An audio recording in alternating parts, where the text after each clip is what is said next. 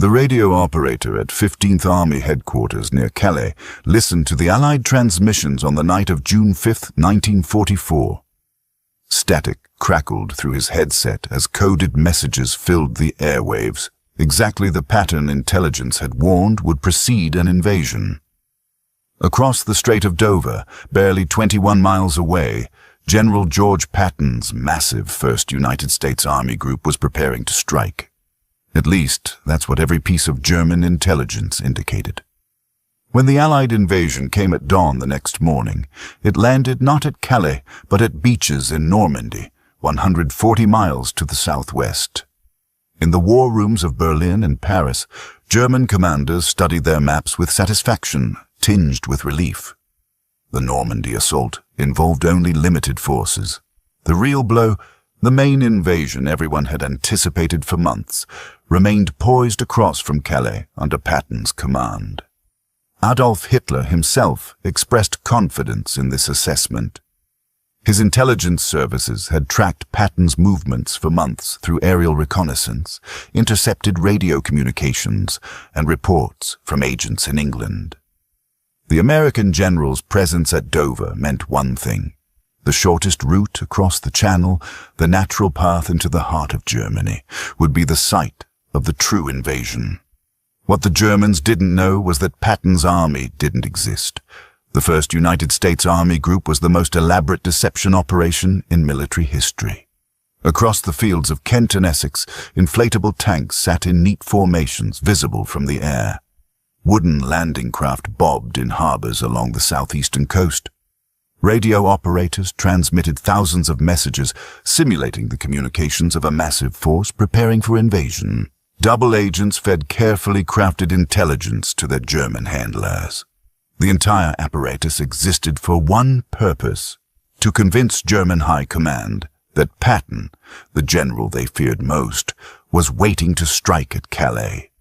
And for the critical weeks of summer 1944, as Allied forces struggled to expand their foothold in Normandy, the deception worked. Field Marshal Gerd von Rundstedt, Commander-in-Chief West, kept the 15th Army frozen in place near Calais. These divisions, comprising some of Germany's best troops and armor, waited for an invasion that would never come. When his subordinates reported the intense fighting in Normandy and suggested reinforcements, Rundstedt resisted. The Normandy landings, he believed, were precisely what Allied deception wanted him to think. The main effort. Logic, geography, and intelligence all pointed to Calais. Patton was still in England. The real invasion hadn't happened yet. This belief persisted not for days, but for weeks. Double agents, particularly one codenamed Garbos, who the Germans trusted implicitly, continued sending reports that Normandy was merely a diversion. The actual invasion force under Patton, they reported, was growing larger and preparing for the decisive blow. German reconnaissance confirmed these reports. Equipment continued arriving in southeastern England, radio traffic remained intense, and Patton himself had been photographed inspecting troops near Dover. The deception survived even when its premise began to crack. When Allied forces needed to explain why Patton might appear in Normandy during July, the cover story evolved. Patton had quarreled with British Field Marshal Bernard Montgomery and been demoted, given command of the lesser 3rd United States Army as punishment. His replacement at the 1st United States Army Group would continue preparing for the Calais invasion. But by late July, reality could no longer be ignored. On August 1st, at noon, Patton's 3rd Army became operational. The units weren't arriving from England. They were already in France, and they'd been fighting for days. The American breakout from Normandy had begun a week earlier with Operation Cobra, a massive assault that shattered German defensive lines near Saint-Lô. When 3rd Army poured through the gap at Avranches on July 30th, the fiction of the Phantom Army Group collapsed. The general the Germans had been watching in England was in France. The force they'd been waiting for at Calais was racing across Normandy. Everything their intelligence had told them for 8 months had been a lie. General Günther von Kluge, who had replaced Rundstedt as Commander-in-Chief West in early July, watched the American spearheads slice through French countryside at speeds German forces hadn't achieved since 1940. Patton's armored divisions advanced 40 miles in a single day, exploiting broken German lines with exactly the kind of bold, aggressive maneuver that German panzer doctrine championed. This, Kluge realized with growing dread, was what they should have expected. This was what Patton did. Hitler, rather than authorizing the retreat Kluge desperately requested, ordered a counterattack. Operation Lüttich would drive from Mortain west to the coast at Avranches, cutting off Patton's forces and restoring the German front. The offensive required 8 panzer divisions. Kluge could scrape together only 4, mustering about 300 tanks total.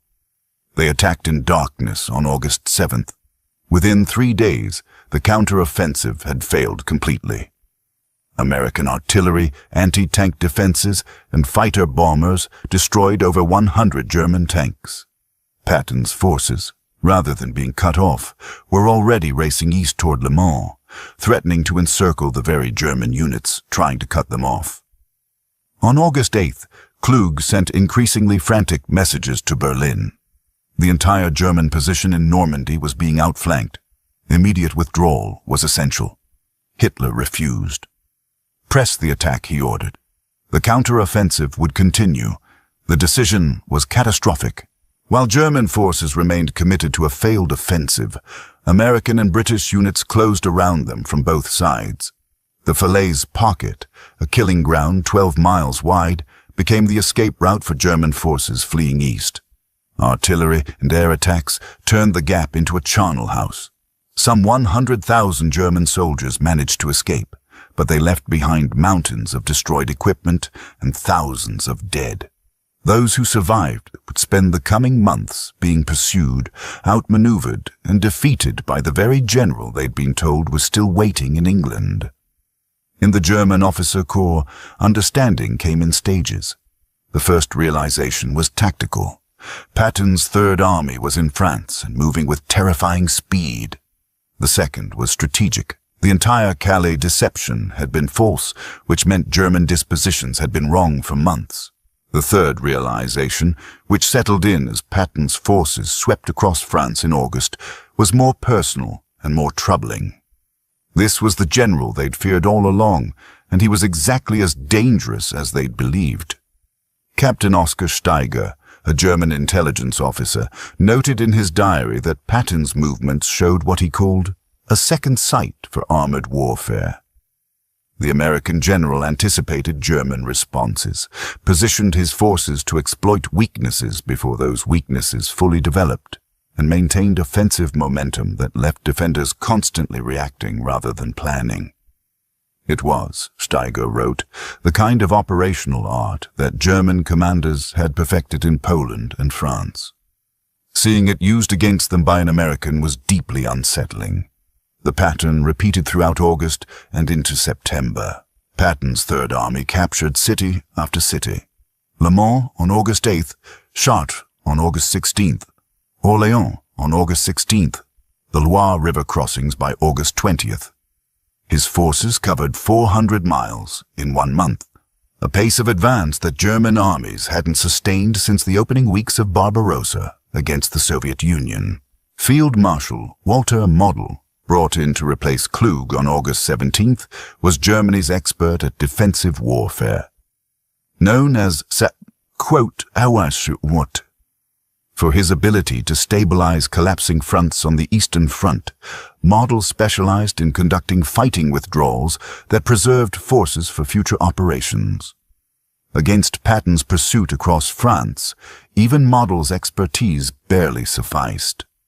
Third Army moved faster than German units could withdraw, forcing Model into a headlong retreat that abandoned northern France almost entirely.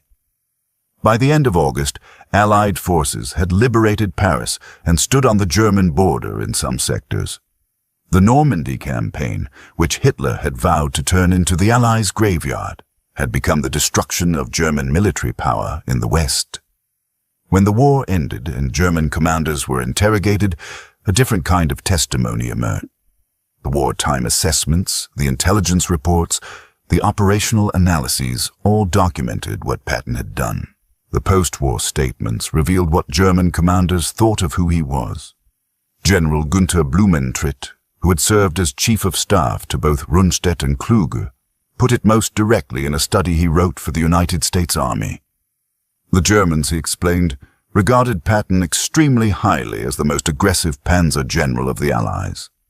His operations impressed them enormously, probably because he came closest to the German concept of the classical military commander. Blumentritt went further. Patton had improved on Napoleon's principle of activity and speed. He'd taken the basic tenet and accelerated it beyond what even the originator had envisioned. This was high praise from an officer who'd helped plan the invasions of Poland and France, who'd watched Blitzkrieg evolve from theory to doctrine to operational reality. General Alfred Jodl, who served as Hitler's chief of operations throughout the war, was asked in interrogation about Allied commanders. His assessment of Patton was succinct. The comparison to Heinz Guderian, the Wehrmacht's master of armored warfare and creator of German panzer doctrine, represented perhaps the highest compliment one armored commander could give another. Jodl elaborated. Patton was very bold and preferred large movements. He took big risks and won big successes. When Guderian himself was questioned after the war, the conversation turned to Patton, the man who'd commanded the Panzer thrust through France in 1940, who'd driven deep into the Soviet Union in 1941, who'd personally pioneered the tactics and operational concepts that defined modern armored warfare, acknowledged his American counterpart. He'd heard much about Patton, Guderian said, and from the standpoint of a tank specialist, he had to congratulate him. Patton had acted as Guderian himself would have done in the same position. Field Marshal Albert Kesselring, who'd commanded German forces in Italy and then in the West, offered his own analysis. Patton had developed tank warfare into an art, Kesselring said, and understood how to handle tanks brilliantly in the field. The comparison Kesselring felt compelled to make was to Field Marshal Erwin Rommel, who'd likewise mastered the art of tank warfare. Both men, Kesselring judged, possessed a kind of second sight regarding armored operations. Perhaps the most telling assessment came from Rundstedt himself. In an interview for Stars and Stripes, shortly after his capture, the old field marshal was asked about Allied commanders.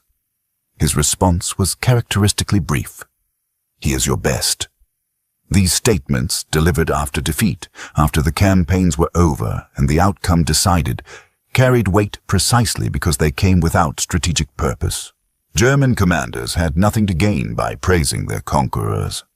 Their assessments reflected professional judgment about a fellow practitioner of their craft. What made these testimonies particularly striking was what they revealed about the evolution of German understanding. During the war, as Harry Yide's research into German military archives demonstrated, Patton's name hardly appeared in operational reports before August 1944. German commanders in Tunisia in early 1943 seemed barely aware of who he was. The Sicily campaign later that year left them unimpressed. Even the elaborate Fortitude deception worked partly because German intelligence genuinely hadn't focused on Patton as intensely as Allied planners assumed. The respect, the fear, the careful attention all came after. They came when Third Army exploded out of Normandy in August 1944 and demonstrated what an aggressive armored commander with adequate resources and operational freedom could achieve. They came when German officers watched their defensive plans systematically dismantled by an opponent who thought like they did, who moved like they did, who understood armored warfare with the same instinctive clarity they'd cultivated through years of study and combat. The irony was profound. The Allies had built an elaborate deception around the premise that Germans feared Patton above all other Allied commanders. The deception worked, but the premise had been largely false. In mid-1944, German commanders were more concerned about Montgomery, more focused on Bradley, more uncertain about Eisenhower. Then Patton actually took the field, and the premise became reality. Fritz Bayerlein, who'd commanded Panzer Division and fought against British forces at El Alamein, offered his own bitter observation. After watching Montgomery's methodical pursuit allow Rommel's Afrika Korps to escape from Egypt in late 1942, Bayerlein was asked if the same escape would have succeeded against different opponents. His answer was pointed. This pattern of assessment, of professional respect tinged with genuine concern, appeared repeatedly in German post-war testimony. When officers described Allied commanders, they used different frameworks for different men. Montgomery was systematic but predictable. Bradley was competent but cautious. Eisenhower was an organizer more than a field commander. Patton was different. Patton was dangerous. The danger lay not just in his aggression or his speed, but in his understanding of operational art. German commanders recognized someone who'd studied their own doctrine, who'd absorbed the lessons of modern armored warfare, and who'd synthesized that knowledge into his own approach. He wasn't merely imitating German methods. He'd refined them, adapting blitzkrieg concepts to American industrial capacity and tactical doctrine. This recognition carried an element of respect, but also frustration. Germany had spent the 1920s and 1930s developing armor doctrine when other nations clung to static defensive thinking. The Wehrmacht had demonstrated in Poland and France what concentrated armor could achieve when properly employed. That an American general had absorbed these lessons and then used them to devastating effect against their own forces represented a kind of tactical comeuppance. The summer of 1944 marked a transition point in the war. Before Normandy, German forces had fought with the confidence that superior tactics and operational skill could compensate for Allied material advantages. After Patton's breakout, that confidence evaporated. The Allies now had a commander who could match German operational thinking while wielding vastly superior resources. General Hasso von Manteuffel, who later commanded 5th Panzer Army against Patton during the Battle of the Bulge, acknowledged this shift. The Americans, he noted, had learned from their early encounters with German forces. By late 1944, they fought with growing sophistication, combining armor, infantry, artillery, and air power in ways that resembled German combined arms doctrine. Patton's Third Army, Manteuffel said, exemplified this evolution. The Battle of the Bulge in December 1944 provided a final demonstration. When German forces launched their surprise offensive through the Ardennes, Patton's response became legendary in both American and German military circles. Within 72 hours, he disengaged 3 divisions from active combat, rotated them 90 degrees, and sent them racing north to relieve the surrounded American forces at Bastogne. The maneuver required extraordinary staff work, precise timing, and aggressive execution. German commanders watching the movement recognized it immediately as the kind of rapid operational reorientation that they'd specialized in during earlier campaigns. Model, commanding the German forces in the Bulge, knew what it meant. Patton had arrived, and the offensive's southern flank was now under threat from exactly the kind of armored counterattack that could turn a German advance into a disaster.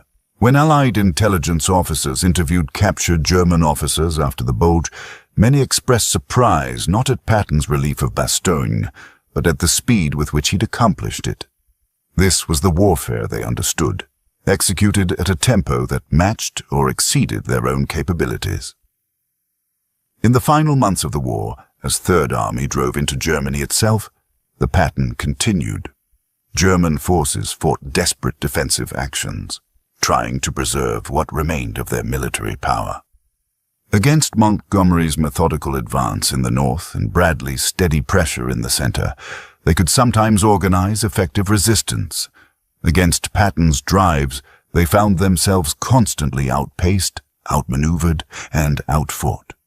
The end came in May 1945. Germany surrendered, the Third Reich collapsed, and the commanders who'd fought on both sides began the long process of analyzing what had happened. For German officers, particularly those who'd faced Patton, the analysis involved acknowledging a truth that would have seemed impossible in 1943 or early 1944. The Americans had produced a commander who understood armored warfare as well as they did. Blumentrit's final assessment captured this recognition. Writing years after the war, he reflected on the commanders he'd faced during 6 years of conflict. The British had produced capable generals, methodical and professional. The Soviets had developed increasingly effective commanders as the war progressed. But among the Americans, Blumentritt wrote, Patton stood apart. He possessed the combination of aggressive instinct, tactical brilliance, and operational vision that defined the greatest commanders of armored warfare. The statement carried particular weight because it came from a man who'd helped plan the invasions that demonstrated what armored warfare could achieve, who'd witnessed the evolution of German tactical doctrine, who'd seen firsthand what happened when that doctrine was turned against its creators.